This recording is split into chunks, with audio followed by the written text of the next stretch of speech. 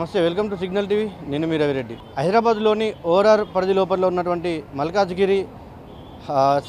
మల్కాజ్గిరి మేడ్చల్ జిల్లాలకు సంబంధించినటువంటి 39 double bedroom కాలనీల నుంచి దాదాపు 1400 షటర్ రూమ్లు అంటే షాపులకు సంబంధించి ఆ జిల్లాల కలెక్టర్లు వేలంపాటుకు నోటిఫికేషన్ ఇవ్వడం జరిగింది. సో దాంతోపాటు అక్కడ నివసిస్తున్నటువంటి ఎవరైతే ప్రస్తుతం ఇప్పుడు డబుల్ బెడ్రూమ్ ఇళ్లలో ఉన్నటువంటి వాళ్ళు అంటే అక్కడనే వాళ్ళకు సదుపాయం కల్పించినటువంటి ప్రభుత్వము ఇప్పుడు వీళ్ళ అనుమతి లేకుండానే వాళ్ళకు బయట అంటే అన్అఫీషియల్గా ప్రభుత్వమే దాన్ని డైరెక్ట్గా నోటిఫికేషన్ అంటే వీళ్ళకు ఎలాంటి ఇన్ఫర్మేషన్ లేకుండా వేలం చేస్తున్నారని చెప్పేసి అక్కడ ఉన్నటువంటి బాధితులు అంటే అక్కడ నివసిస్తున్నటువంటి ప్రజలు ప్రస్తుతం మనకు ఇక్కడ శుక్రవారం మన క్యాంప్ ఆఫీస్ దగ్గరికి వచ్చారు. సో ప్రస్తుతం మనతో పాటు వాళ్ళు ఉన్నారు, వాళ్ళతో మాట్లాడి మరిన్ని విషయాలు తెలుసుకునే ప్రయత్నం చేద్దాం. మేము ఇక్కడ దుందిగల్ 2 BHK నుంచి వచ్చినాము.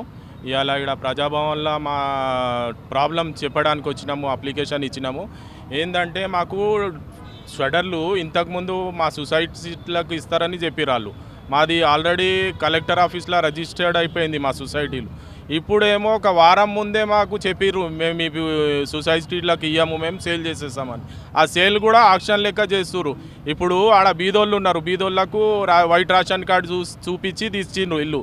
ఇప్పుడు బీదోళ్ళు వచ్చేసి 5 లక్షలు పెట్టు 10 లక్షలు పెట్టు అంటే ఎక్కడి నుంచి మేము తెచ్చి పెడతాం? ఇప్పుడు దాకా మాకు ఆ మెయింటెనెన్స్లు మీరు తీసుకుంటున్నారు కదా, ఈ షటర్ల పైసలు వస్తే ఆ మెయింటెనెన్స్ తక్కువ చేయమని చెప్పారు. ఇప్పుడేమో ఆ షటర్లు అమ్మేసి దానికి ఫిక్స్డ్ డిపాజిట్ చేస్తారంట. ఫిక్స్డ్ డిపాజిట్ చేసిన పైసలు ఎప్పుడు వస్తాయో ఏమో. ఇప్పుడు మాకు మెయింటెనెన్స్ రాకుండా మా లిఫ్ట్లు నడవాయి, మా కామన్ ఏరియా కరెంట్ బిల్లు అవి అన్నిటికీ మాకు చాలా ప్రాబ్లం అవుతుంది. దాని గురించి మేము గవర్నమెంట్కి ఒక విజ్ఞప్తి చేస్తున్నాము.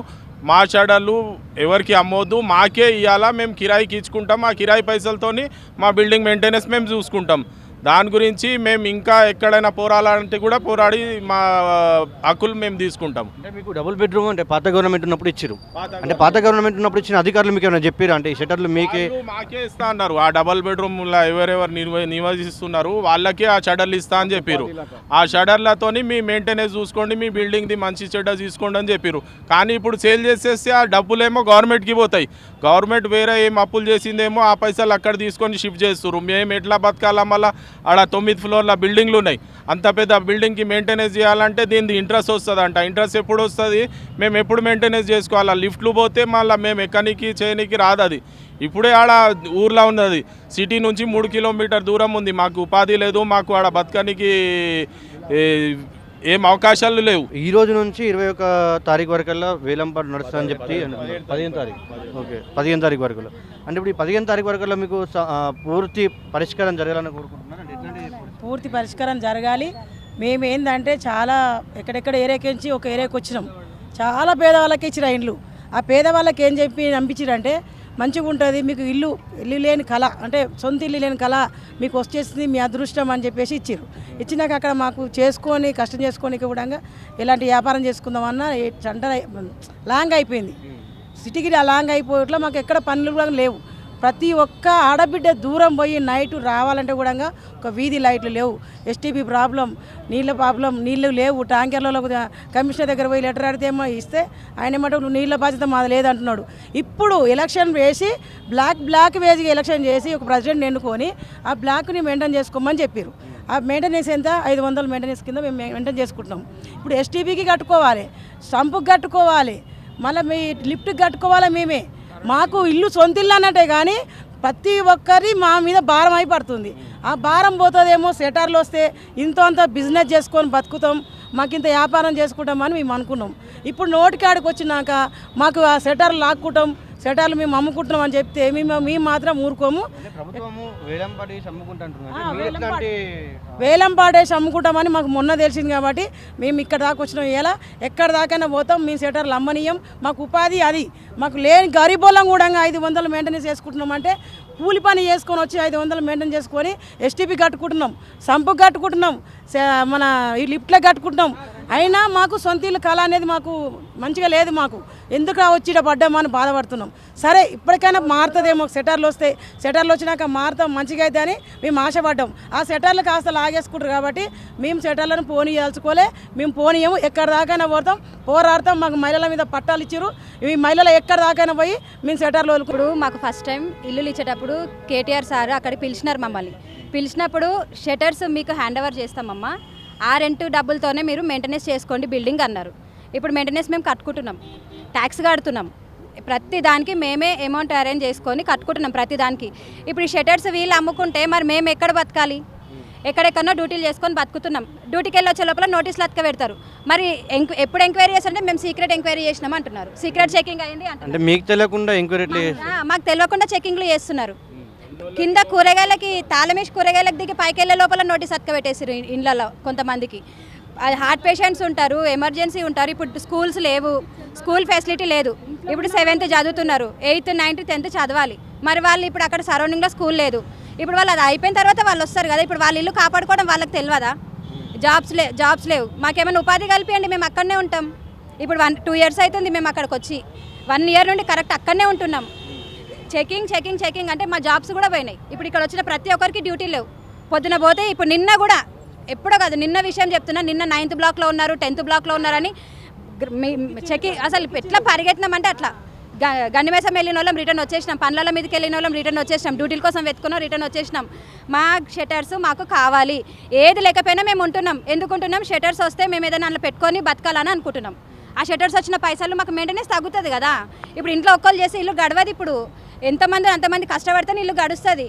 పోనీ మరి మాకు నెలకింత నియమని చెప్పండి, మేము ఇళ్ళలోనే ఉంటాం. చేసుకోండి, ఎన్నిసార్లు చెకప్ చేసుకోండి. పొద్దుమాపు ఇంట్లోనే ఉంటాం ఆడోళ్ళం బయటికి పోకుండా. ఇప్పుడు ఒక భర్త సంపాదిస్తే నడవదు ఇల్లు, వైఫ్ కూడా సమానంగా పనిచేయాలి పిల్లలు ఉన్న దగ్గర. నువ్వు ఇల్లు ఇస్తే అయిపోతుందా? ఆ నీళ్ళు ఎవరు ఇవ్వాలి? ఆ 8th ఫ్లోర్ ఉంటాం, లిఫ్ట్ ఆగిపోతుంది. లిఫ్ట్ మెయింటెనెన్స్ 2700 ఒక టర్మ్కి, 27,000 కడుతున్నాం మొత్తం. 1,10,000 ఒక్క టర్మ్కి 27,500 కడుతున్నాం మేము. వీళ్ళు ఇస్తున్నారా? పార్టీ వాళ్ళు ఇస్తున్నారా? ఏ గవర్నమెంట్ అని ఇస్తుందా? మేము వేసుకునే కదా కడుతున్నాం. మరి మెయింటెనెన్స్ ఏదైనా ప్రాబ్లం, ఇప్పుడు ఎస్టీపీ ప్రాబ్లం వచ్చింది, మేము 7 బ్లాక్ వాళ్ళం, ఎంతమంది బ్లాక్ వాళ్ళం ఎస్టీపీ ప్రాబ్లం ఉందో మొత్తం అమౌంట్ వేసుకొని చేసుకున్నాం. ఏ గవర్నమెంట్ వచ్చి చేయలేదు. మరి ఇప్పుడు వాటర్ ప్రాబ్లం వస్తే మేము ట్యాంకర్స్ తెప్పించుకుంటున్నాము.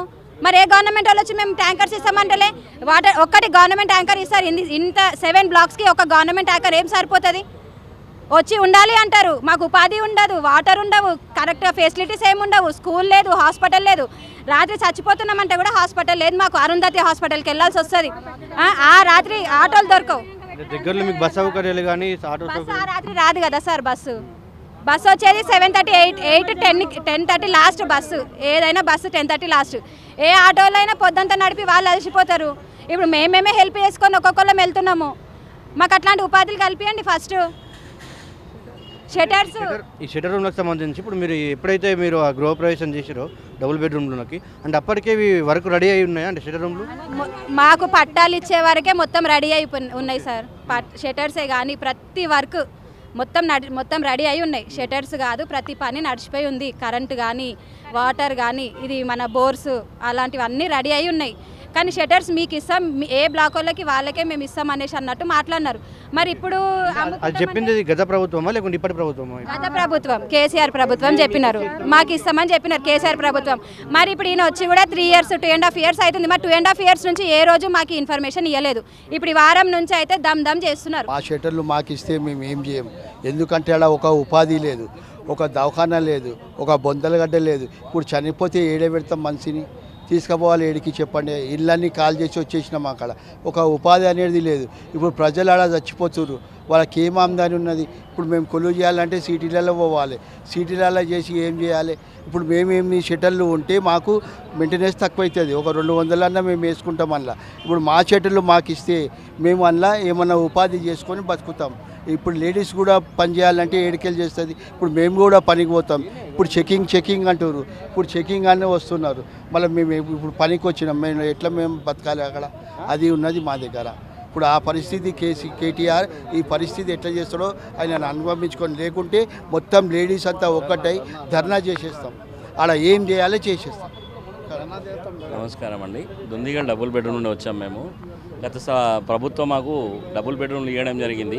వారు చెప్పింది ఏంటంటే, మీకు ఏదైతే మెయింటెనెన్స్ కింద ఇప్పుడు ఇక్కడ ఉన్న ప్రజలకు భారంగా ఉందని చెప్పి ఈ షటర్లు ఏవైతే ఉన్నాయో షటర్లను మెయింటెనెన్స్ కింద ఇచ్చి ఆ యొక్క వచ్చిన డబ్బులతోనే మీరు మెయింటెనెన్స్ కట్టుకోవాలని చెప్పారు.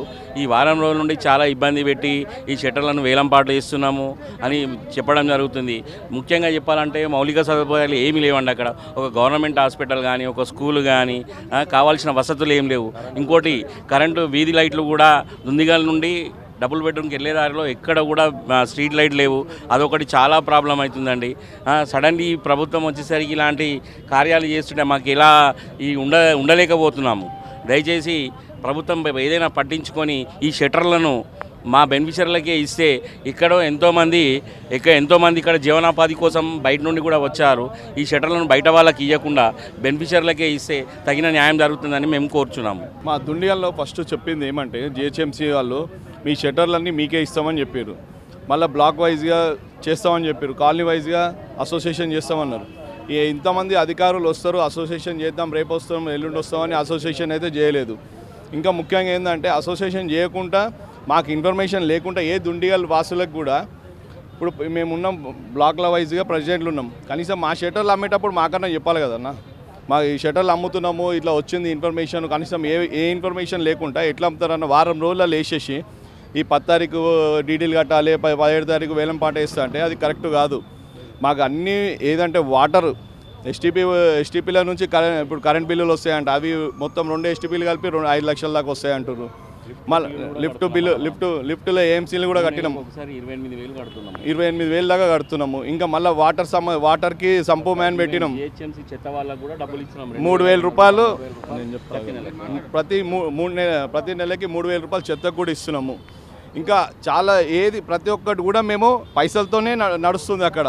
కానీ గవర్నమెంట్ మాకు ఒక ఇల్లు ఇచ్చిందని అని తప్ప దానికి ఇంకా డబల్కి ఇంటి రెంట్ కన్నా డబల్ జరుగుతున్నాయి. ఇక్కడ అమౌంట్ రెంట్ కన్నా డబల్ కట్టవలసి వస్తుంది.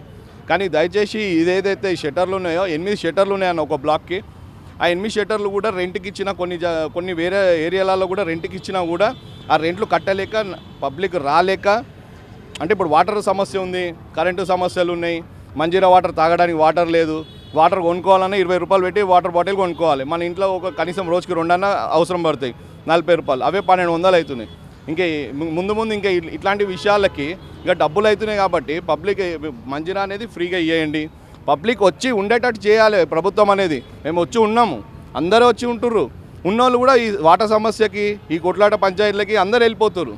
దయచేసి మీ గవర్నమెంట్కి ఒకటే రిక్వెస్ట్ ఏంటంటే అన్న, ఒక 2,000, ఒక 3,000కి, ఒక 4,000, ఒక 5,000కే ఒక షటర్ రెంట్కి ఇచ్చినా అనుకున్నాం. 8 షటర్లు అన్నా కూడా 40,000 అవుతాయి. ఆ మెయింటెనెన్స్లో కనీసం ఒక 40,000 అన్నా తగ్గుతాయి కదన్న. కనీసం ఆ గవర్నమెంట్ అనేది కొంచెం మాకు దృష్టిలో తీసుకొని మా గరీబులకు కొంచెం హెల్ప్ చేస్తారని ఒక కోరుకుంటానన్న. Thank you. ఇది ఇక్కడ ఉన్నటువంటి వాళ్ళు చెప్తున్న పరిస్థితి. అంటే ప్రభుత్వము ఇల్లు అలాట్మెంట్ చేసినప్పటికీ కూడా అంటే ముందే వీళ్ళకు చెప్పడం జరిగిందన్నమాట. అంటే ఇక్కడ మీకున్న షటర్ రూమ్లలో, ఇక్కడ ఉన్న షాపులలో మీరే వ్యాపారాలు చేసుకొని మీరే వ్యాపారాలు చేసుకుంటూ ఇక్కడ ఉన్నటువంటి మెయింటెనెన్స్ని మీరే ఈజీగా సర్దుబాటు చేసుకోవచ్చు అనే విషయం వీళ్ళకు చెప్పారు.